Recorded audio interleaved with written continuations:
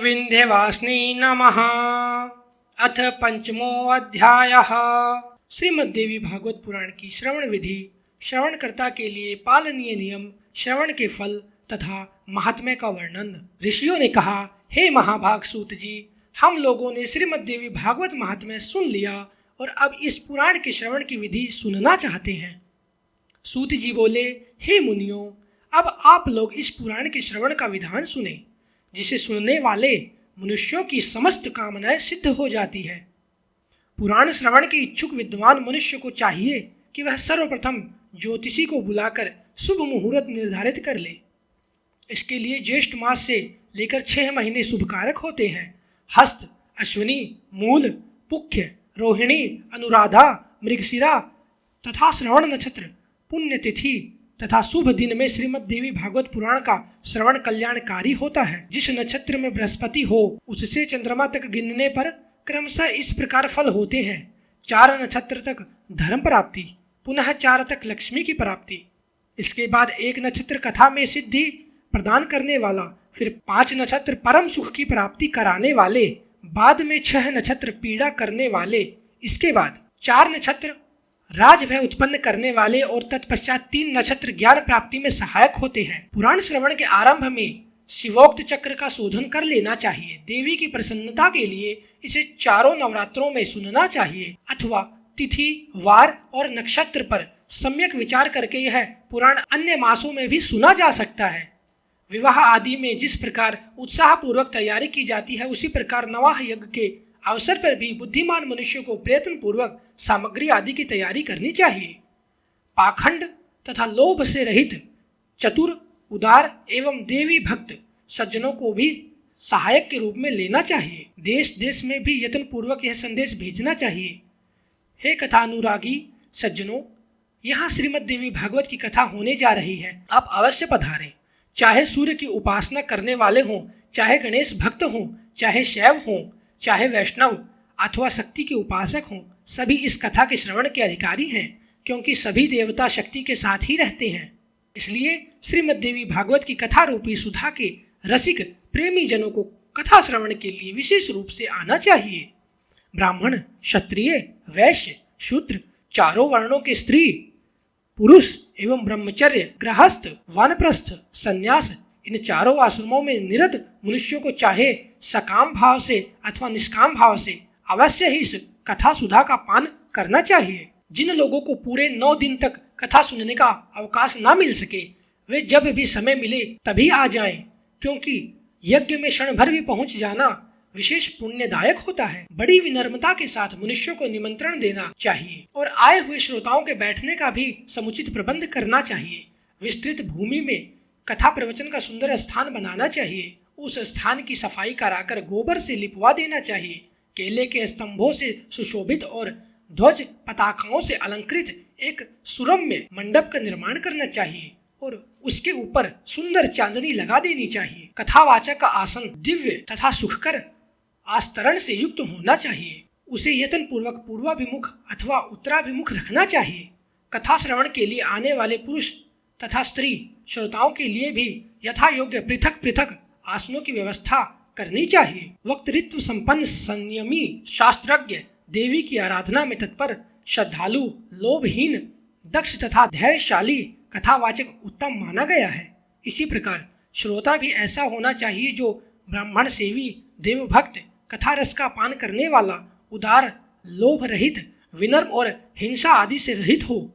पाखंडी, लोभी, स्त्री स्वभाव, कामी, धर्म का दिखावा मात्र करने वाला, निष्ठुर तथा क्रोधी वक्ता देवी भागवत के नवाह यज्ञ में श्रेष्ठ नहीं माना जाता है। श्रोताओं की शंकाओं के निवारण हेतु कथावाचक के साथ एक ऐसा सहायक भी लगा देना चाहिए जो पंडित, गुणवान, शांत तथा श्रोताओं को समझाने में कुशल हो। कथा प्रारंभ होने के 1 दिन पूर्व ही वक्ता एवं श्रोतागणों को शौर कर्म करा लेना चाहिए। तत्पश्चात अन्य नियमों का पालन करना चाहिए। उस दिन शौच आदि से निवृत्त हो अरुण उदय वेला में ही स्नान कर लेना चाहिए। संध्या तथा तर्पण आदि नित्य क्रम संक्षेप में ही करने चाहिए। तत्पश्चात कथा श्रवण का अधिकारी बनने के लिए गोदान करें और सब विघ्नों को दूर करने वाले श्री गणेश जी का सर्वप्रथम पूजन करें। कलश स्थापन करके वहाँ 10 दिक्पालों, बटुक, क्षेत्रपाल, सभी योगिनियों और मातृकाओं का भी पूजन करें। तुलसी, नवग्रह, विष्णु तथा शिवजी का पूजन कर नवाक्षर मंत्र से जगदम्बा का पूजन करना चाहिए। तत्पश्चात सुंदर अक्षरों में लिखी हुई भगवती की वांगमयी मूर्ति स्वरूप श्रीमद् देवी भागवत पुस्तक की सभी उपचारों से विधिवत पूजा करके कथा की निर्विघ्न समाप्ति के लिए 5 विद्वान ब्राह्मणों का वर्ण करना चाहिए। उनसे निरंतर निर्वाण मंत्र का जप एवं दुर्गा सप्तशती का पाठ कराना चाहिए। अंत में प्रदक्षिणा तथा नमस्कार के बाद इस प्रकार स्तुति करें। हे कात्यायनी, हे महामाये, हे भुवनेश्वरी, हे कृपामय, हे भवानी, मैं संसार सागर में डूब रहा हूँ, मेरा उद्धार कीजिए। तथा हे ब्रह्मा विष्णु महेश से पूजनीय माता जगदम्बिके, मेरे ऊपर प्रसन्न होइए। हे देवी, आप मुझे मनोवांछित वर प्रदान कीजिए। आपको बार बार प्रणाम है। इस प्रकार प्रार्थना करके सब अस्थिचित होकर कथा सुने। उस समय संयतचित होकर वक्ता को साक्षात व्यास समझकर विधिवत उनकी पूजा करें और वस्त्र, आभूषण तथा माला आदि पहनाकर उनसे प्रार्थना करें। समस्त शास्त्र तथा पुराण इतिहास के ज्ञाता हे व्यास जी, आपको नमस्कार है। आप कथा रूपी चंद्रमा की ज्योति से हमारे अंतःकरण के अंधकार समूह को नष्ट कीजिए। इसके बाद नवाह के नियमों का व्रत लें और ब्राह्मणों तथा यथाशक्ति पूजन करके उन्हें पहले यथास्थान बैठा दें। तत्पश्चात स्वयं भी अपने आसन पर बैठ जाएं। तब सावधान मन से चारों पुरुषार्थ अर्थात धर्म, अर्थ, काम एवं मोक्ष फल को प्राप्त करने के लिए पुत्र, कलत्र, धन, धान्य तथा गृह की चिंता छोड़कर कथा सुने। विद्वान वक्ता को चाहिए कि वह सूर्य उदय से आरंभ करके पुनः दोपहर में 2 घड़ी विश्राम करके सूर्यास्त के कुछ समय पहले तक कथा वाचन करें। मलमूत्र के वेग को रोकने के लिए सब अल्पाहार उत्तम होगा। कथार्थी को दिन रात में केवल एक बार हविष्यान्न का भोजन करना ही ठीक है, अथवा फलाहार करें या केवल दूध घी के आहार पर ही रहें। बुद्धिमान को चाहिए कि ऐसा आहार ग्रहण करें जिससे कथा में किसी प्रकार की बाधा ना हो। हे द्विजगण, अब मैं कथा श्रवण में निष्ठा रखने वालों के नियम बताता हूँ। जो लोग ब्रह्मा, विष्णु और शिव में भेद दृष्टि रखते हैं, देवी की भक्ति से रहित हैं, जो पाखंडी, हिंसक तथा दुष्ट हैं और जो ब्राह्मणों से द्वेष रखने वाले तथा नास्तिक हैं, वे कथा श्रवण के योग्य नहीं हैं। जो पर स्त्री, पराया धन, ब्राह्मण धन तथा देव संपत्ति के हरण में लुब्ध रहते हैं, उनका कथा श्रवण में अधिकार नहीं है। श्रोता को चाहिए कि वह ब्रह्मचर्य का पालन करे, पृथ्वी पर सोए, सत्य बोले, जितेंद्रिय रहे तथा कथा की समाप्ति पर संयम पूर्वक पत्तल पर भोजन करे। वर्ती को बैगन, बहेड़ा अर्थात कलिंद, तेल, दाल, मधु और जला हुआ बासी तथा भाव दूषित अन्न का त्याग कर देना चाहिए। कथा सुनने वाला वर्ती मांस, मसूर, रजस्वला स्त्री का देखा हुआ खाद्यान्न, लहसुन, मूली, हींग, प्याज, गाजर, कोहड़ा और कर्मी का साग न खाए।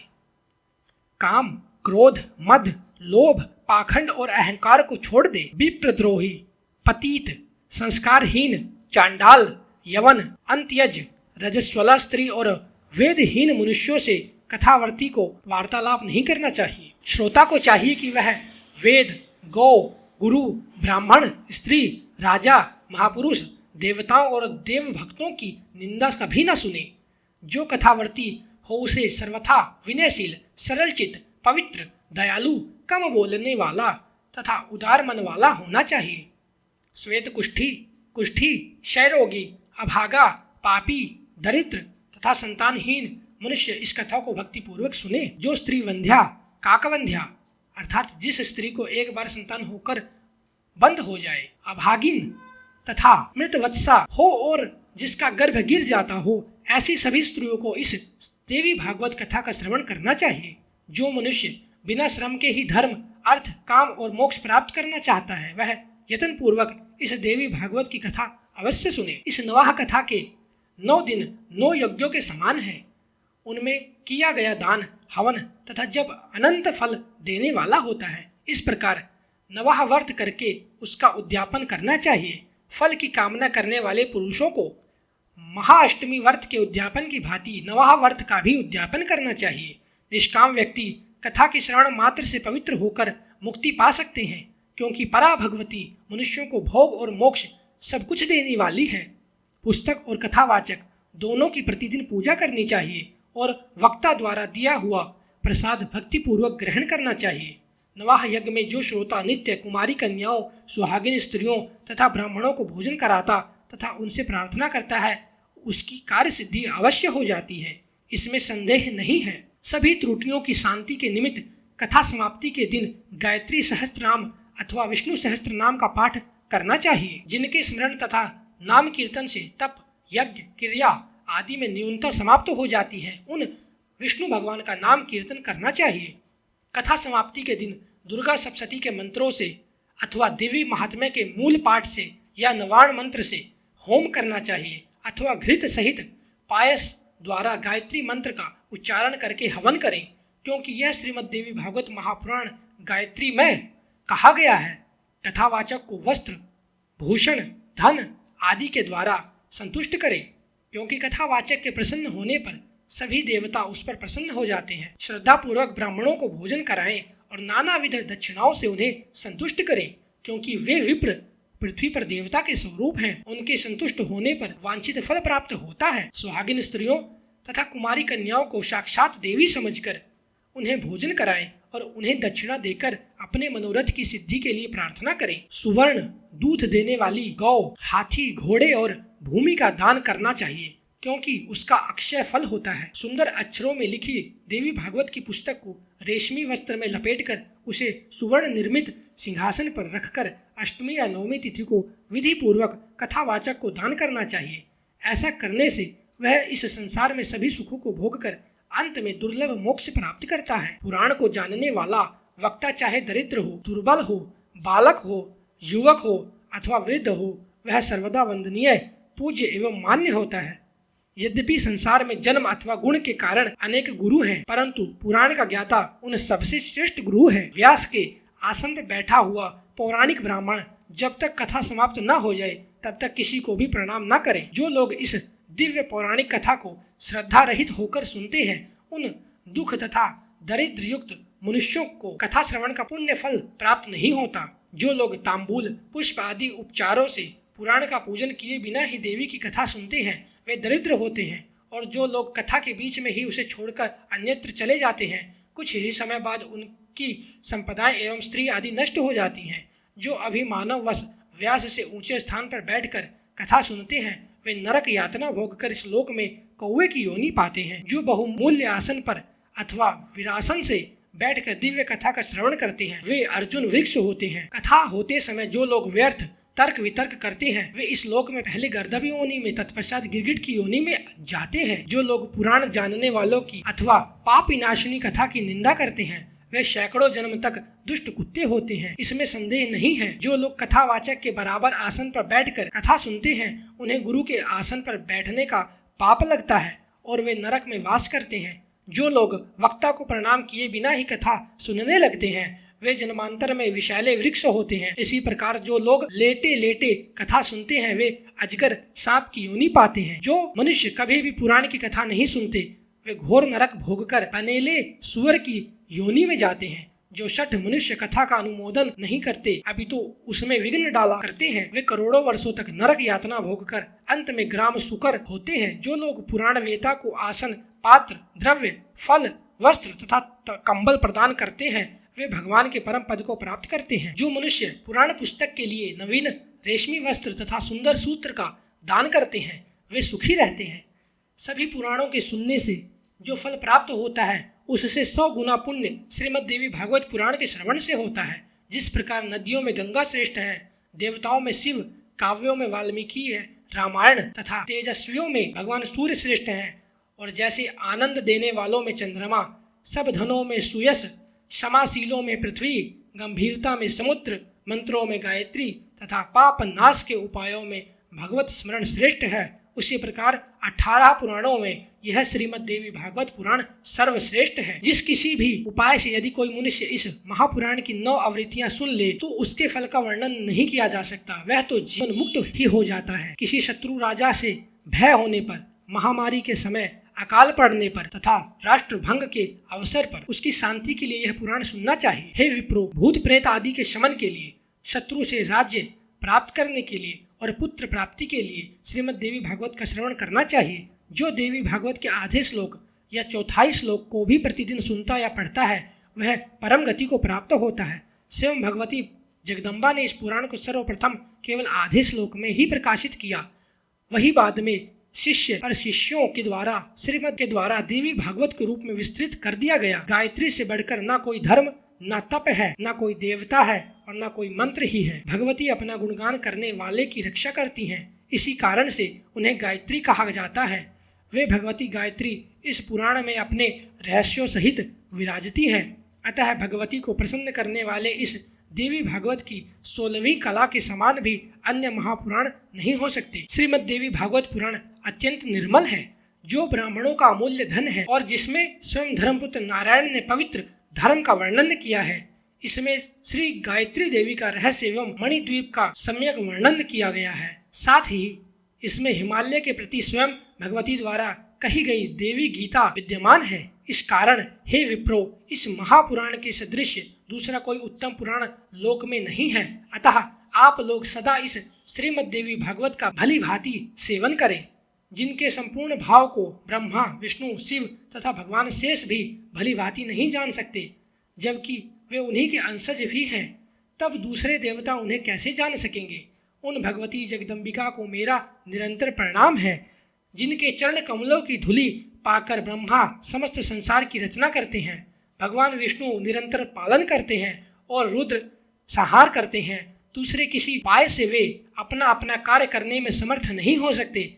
ऐसी उन भगवती जगदम्बिका को मेरा सतत प्रणाम है। अमृत सागर के तट पर कल्प वृक्ष की वाटिका से सुशोभित मणिद्वीप में स्थित बहुवर्ण चित्रित चिंतामणि में भवन में तथा परम शिव के हृदय में विराजमान रहने वाली और मंद मंद मुस्कान युक्त मुखमंडल वाली जगदम्बा का ध्यान करके मनुष्य सांसारिक सुखों का उपभोग करता है और अंत में निश्चय ही मोक्ष प्राप्त करता है। इस प्रकार ब्रह्मा, विष्णु, शिव, इंद्र आदि देवताओं एवं समस्त महर्षियों द्वारा पूजित मणिद्वीप निवासिनी ने वे भगवती संसार का कल्याण करती रहे। इति श्री स्कंद पुराणे मानस खंडे श्रीमद्देवी भागवत महात्म्ये देवी भागवत श्रवण विधि वर्णम नाम पंचमो अध्यायः समाप्तमिदं श्रीमद्देवी भागवत महात्म्यम्।